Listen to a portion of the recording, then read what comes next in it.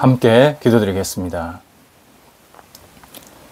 하나님, 주님께서 저희의 하루를 미루지 않으시고 오늘을 맞이하게 해 주셔서 감사드립니다. 저희도 하루를 살면서 저희가 해야 할 일들을 속절없이 미루지 않게 하옵소서.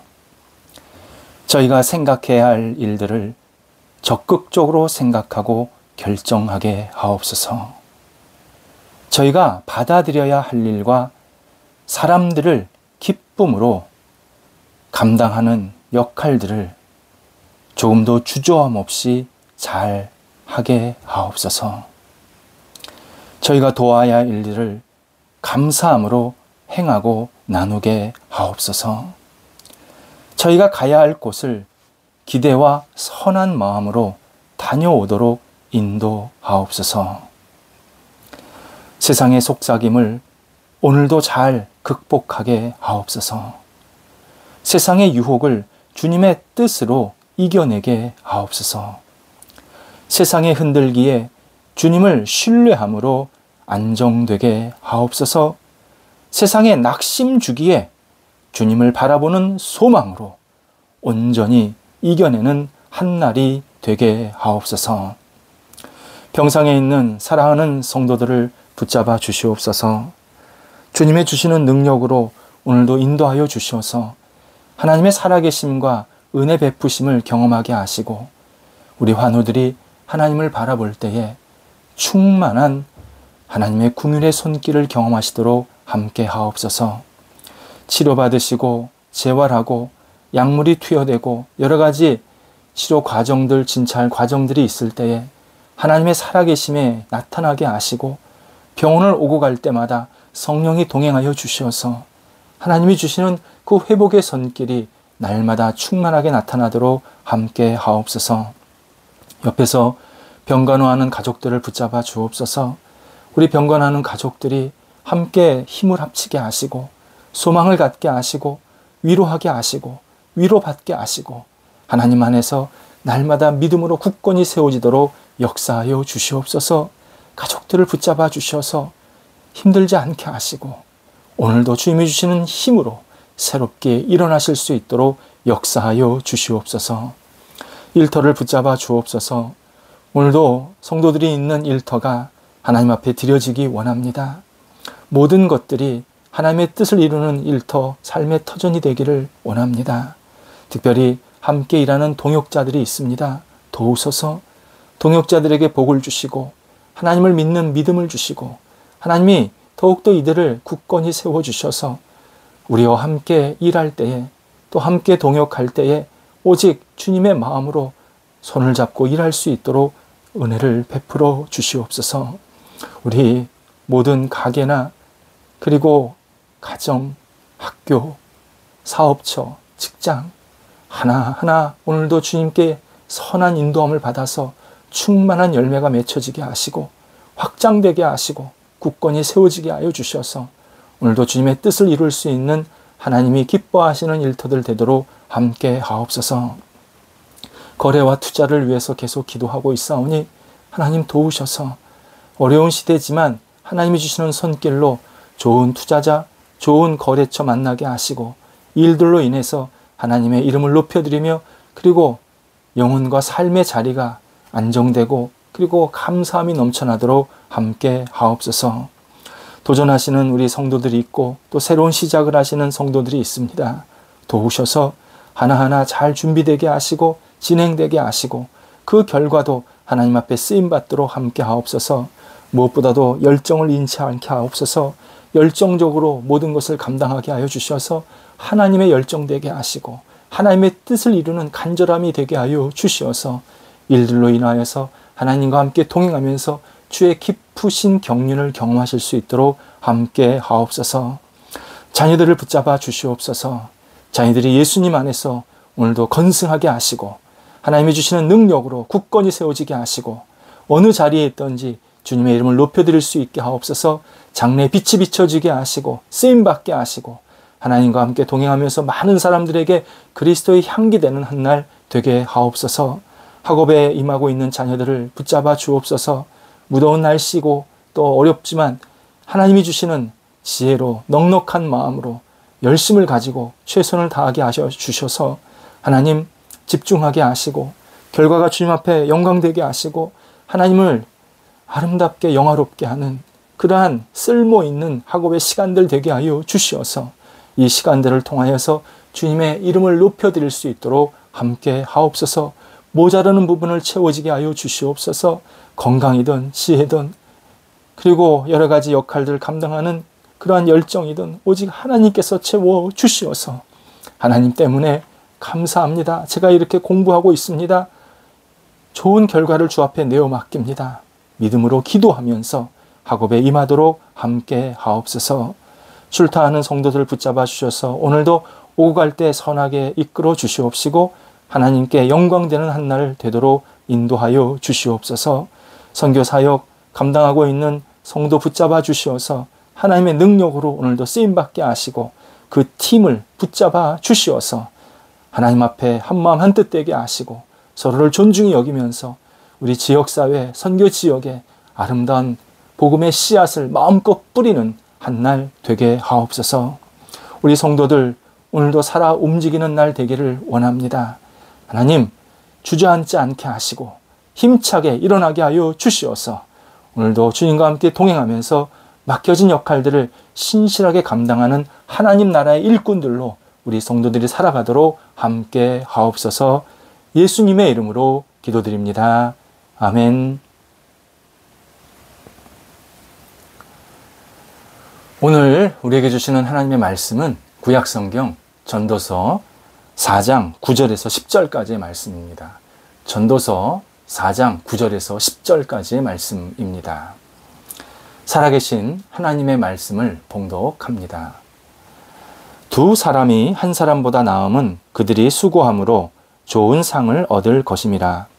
혹시 그들이 넘어지면 하나가 그 동물을 붙들어 일으키려니와 홀로 있어 넘어지고 붙들어 일으킬 자가 없는 자에게는 화가 있으리라. 아멘. 외국의 영화 배우 가운데는 파란만장한 삶을 살다가 일약 스타가 된 사람들이 유독 많습니다. 워낙 어려운 환경, 넓은 환경 속에서 살다 보니까 정말 어릴 때는 너무 불우했는데 어떤 좋은 계기를 통해서 연기를 하게 되었고 그 연기를 통해서 사람들에게 알려진 사람들입니다. 조 펜틀리아노라는 배우가 그 중에 하나입니다. 이름에서 알 수 있듯이 이탈리아 이민 가정 출신의 미국인입니다. 그는 어릴 때부터 뉴욕에서 마피아와 함께 자랐고 그들이 일하는 그 마피아들이 일하는 모습을 계속 지켜보면서 자기도 자연스럽게 마피아적인 행동을 하게 됩니다. 부모를 포함하여서 주변의 거의 모든 사람들이 도박, 마약에 빠진 그러한 그 이웃들이었고 자신도 어릴 때부터 돈을 벌기 위해서 도박장에서 손님들을 끌어들이는 그러한 심부름꾼 역할을 했다고 합니다. 그의 말에 의하면 범죄자가 되기 위한 조건을 차곡차곡 어릴 때부터 쌓았다. 그렇게 회고합니다. 그러던 어느 날 감옥에서 이제 막 나온 사촌을 만나게 됩니다. 그리고 그의 인생이 변하기 시작했습니다. 그 사촌은 21년 동안 감옥에서 보내다가 만기 출소한 사람이었습니다. 그는 거친 인생을 살았지만 펜톨리아나에게 너는 나처럼 살면 안 된다. 너는 나처럼 살면 안 된다. 정말 간절하게 말해주면서 너의 꿈이 무엇이냐 계속 물으면서 도전을 주었다고 합니다. 펜톨리아노는 연기자가 되고 싶다고 했고 그 사촌은 자기가 열심히 일해서 생활비와 훈련비를 자신에게 지원해 주었다고 합니다. 그리고 어렵게 단역을 맡았을 때는 자신보다 더 기뻐하면서 영화장까지 운전해주고 용기를 계속 북돋아 주었습니다. 그리고 그는 자신의 인생을 돌아보면서 이렇게 회고합니다. 펜틀리아노의 말입니다. 하나님은 엄청난 악행과 죄를 저지른 사람을 통해서 나에게 소망을 주셨습니다. 사촌이 아니었다면 내가 있을 곳은 지금 뉴욕의 감옥이었을 것입니다. 오늘 본문에서 두 사람이 한 사람보다 낫다라고 말씀합니다.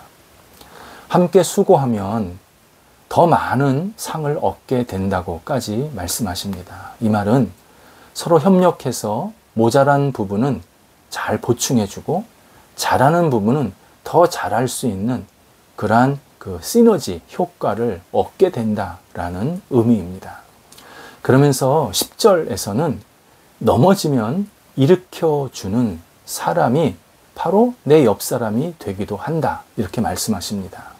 넘어진다라는 것은 실패, 어려움, 고충, 내지는 절망 가운데 빠지는 그러한 현실을 말합니다. 우리는 누구나 다 넘어질 때가 분명히 있습니다. 그런데 이런 실패나 넘어진 상황 속에서 옆에 있는 사람이 나의 선생이 되어서 잘 헤쳐나갈 수 있는 나의 인도자가 되어주셔서 주어서 내가 잘 이 어려움을 극복해낼 수 있는 그러한 도움의 역할을 해줄 수 있다. 그런 사람이 반드시 옆에 있어야 된다라고 성경이 우리에게 말씀하십니다. 이 말은 내 옆 사람이 그런 역할을 얼마든지 할 수 있다라는 뜻입니다. 그래서 사람이 없으면 오히려 그의 화가, 그 어려움이 자주 자기를 무너뜨리고 그리고 다시는 못 일어나게 만드는 그러한 상황으로 계속 빠뜨리게 되지만 내가 옆에 누가 사람이 있으면 내가 다시 일어날 수 있고 어떤 역할을 할 수 있도록 계속 나를 붙잡아 주는 그러한 사람이 반드시 있어야 된다. 우리에게 알려주고 있습니다. 결국 본문에서는 우리 주변에는 내가 배우고 도움을 받을 수 있는 수많은 스승이 있음을 분명히 전제해 주십니다.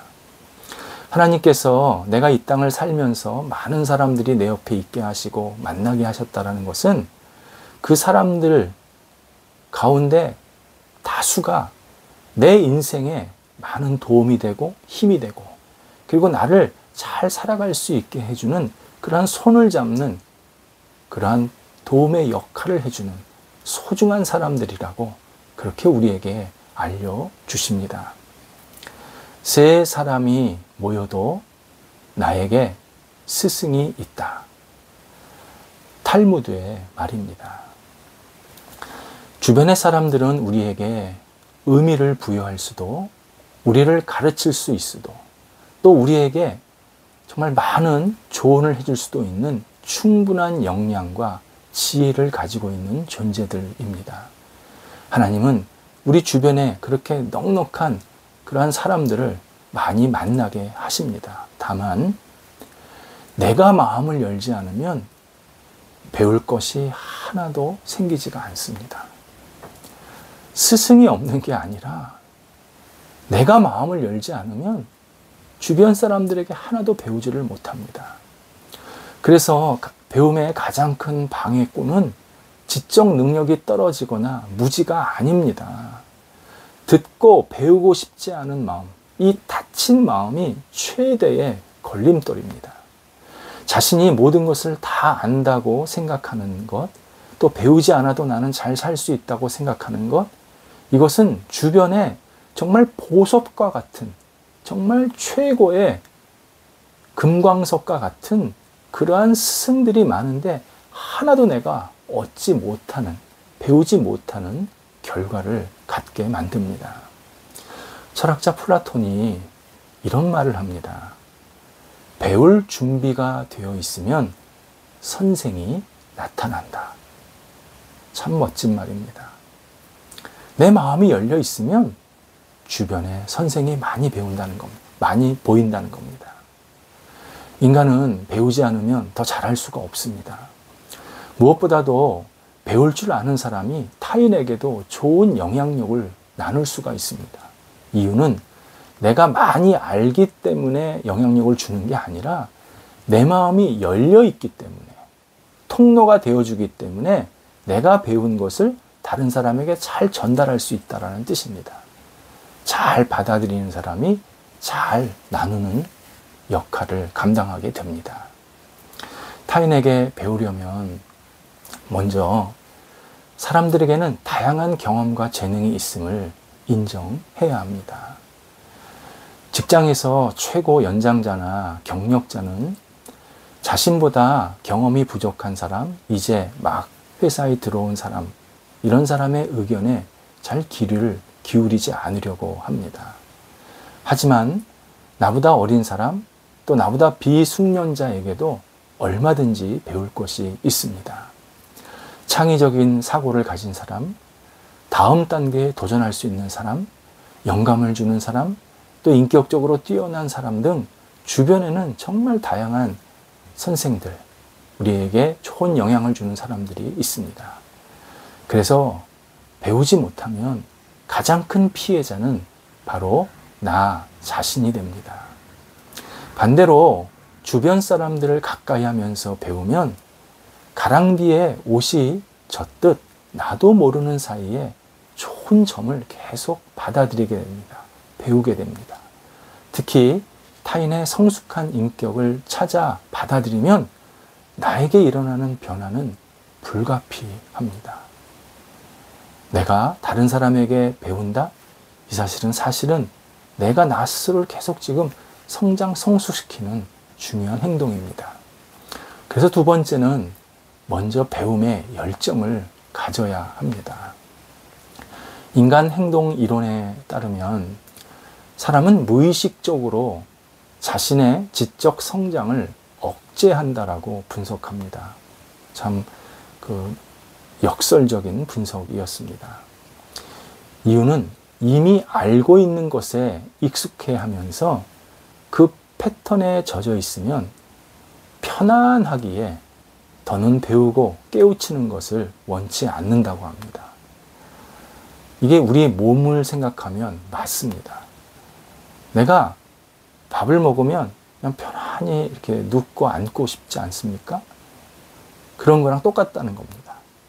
내가 어떠한 능력이 있다든지 어떤 자리에 일정 부분 올라가 있다 그러면 그 다음서부터 배우기를 멈추려는 그런 본능이 작동된다는 겁니다. 그래서 굉장히 배움에 나태해진다. 그렇게 분석을 합니다. 해당 분야에서 어떤 성공을 했다든지 어떤 중요한 위치에 있으면 배움의 열의는 점점점 없어져서 그냥 자기 스스로 지금 만족하려는 그러한 잘못된 태도를 갖게 됩니다. 하지만 편안한 상태로 계속 있다 보면 몸에 이상 생기는 건 분명하듯이 배움을 거부하면 시간이 지날수록 우리의 마음이 고갈이 됩니다. 그래서 내 자신이 자꾸 뒤처지고 있다는 사실을 깨닫게 됩니다. 세 번째는 내가 무엇을 배울 수 있을까? 주변을 자주 관찰해야 합니다. 관찰하면 질문을 하게 되고 질문을 하면 가장 빨리 배울 수 있습니다. 매일 새로운 것을 배우기 위해서 만나는 사람을 관찰하는 습관을 가져야 합니다. 저 사람에게 내가 뭘 배울 수 있지? 저 사람에게는 내가 뭘 배울 수 있지? 그러면서 자꾸 주변 사람들을 잘 관찰하는 겁니다. 이 배우는 일은 듣는 일이 목적이 아닙니다. 듣는 일이 배우는 게 아닙니다. 배운 내용이 내 생활 일부가 되게 하는 것. 이게 진짜 배움입니다. 그래서 배움의 목표는 삶과 인격의 변화에 있습니다. 변화가 일어나야 그제서야 그의 삶과 인격의 성숙함이 나타나기 시작합니다. 우리 주변을 돌아보면 모두 내 스승입니다. 부족하면 부족한 대로, 또 잘하는 것은 잘하는 대로 우리는 참 보고 배울 게 너무 많습니다. 근데 그렇게 주변 사람들에게 보고 배우면 그 사람과 아주 좋은 관계를 갖게 됩니다. 오늘 우리는 배움의 스승을 찾는 복된 하루가 되어야 합니다. 서로 배울 때 관계가 깊어집니다. 인간관계는 서로 배움에서 더욱더 성장하게 됩니다. 기도하겠습니다. 하나님, 오늘도 저희가 하루를 보내면서 많이 배우게 하옵소서. 주변 사람을 통해서, 가족을 통해서, 또 직장 동료, 또 이웃들을 통해서 끊임없이 제 영혼이 배우며 생각하며 깨우치는 한날이 되게 하옵소서. 그리하여 저희들을 통해서 아름다운 교제가 나타나게 하시고, 이 교제가 오직 하나님이 주시는 복의 교제, 은혜의 교제로 다시 승화될 수 있도록 성령께서 저희들의 만남의 복을 허락하여 주시옵소서. 예수님의 이름으로 기도드립니다. 아멘.